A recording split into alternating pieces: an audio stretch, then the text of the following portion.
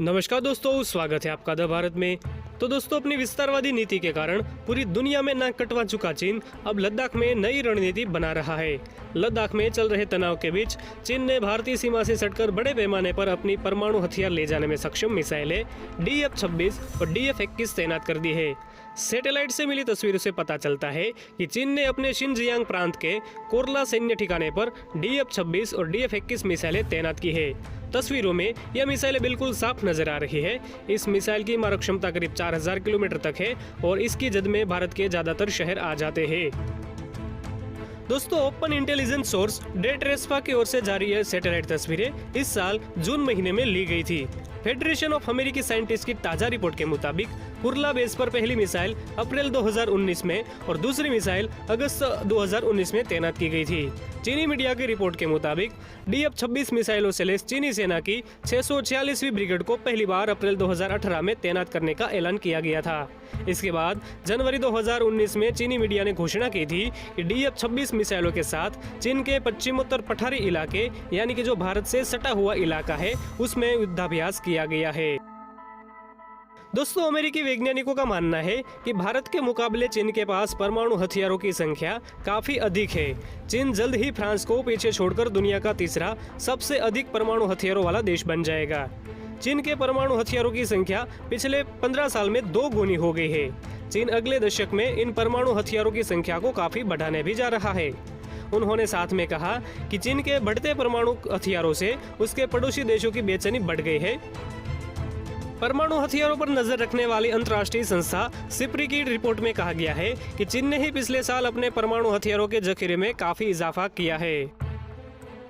दोस्तों, सिप्री की रिपोर्ट के मुताबिक भारत के पास 150 और चीन के पास 320 परमाणु हथियार है। चीन ने पिछले एक साल में 30 परमाणु हथियार बटाए हैं, तो वहीं भारत ने 10 एटम बम बनाए हैं।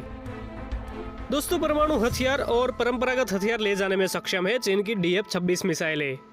चीन की DF-26 और DF-21 मिसाइल की मारक क्षमता करीब 4000 किलोमीटर तक है और इसकी जद में भारत के ज्यादातर शहर आ जाते हैं। चीन ने इसे लद्दाख में मात्र 500 किलोमीटर की दूरी पर तैनात किया है और यह मिसाइल अपनी दोहरी क्षमता के लिए दुनिया भर में कुख्यात है।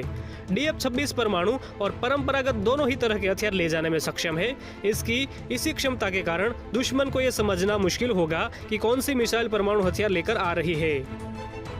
दोस्तों, DF-26 और DF-21 इसी मारक क्षमता के कारण इसे चीन की गुआम किलर मिसाइल कहा जाता है। गुआम जापान के पास अमेरिका का नेवल बेस है और चीन ने 2015 में अपनी सैन्य परेड में पहली बार इस मिसाइल को दुनिया के सामने पेश किया था। इस मिसाइल का जिम्मा अब चीनी सेना के रॉकेट फोर्स के पास है।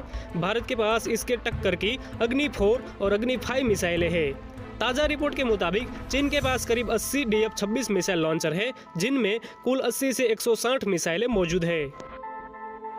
दोस्तों, एक और जहां चीनी विदेश मंत्रालय लद्दाख में वास्तविक नियंत्रण रेखा यानी कि LAC पर भारत के साथ शांति और स्थिरता कायम करने का दावा कर रहा है, वहीं दूसरी ओर पीपल्स लिबरेशन आर्मी और एयरफोर्स लगातार अपनी तैयारी बढ़ा रहे हैं।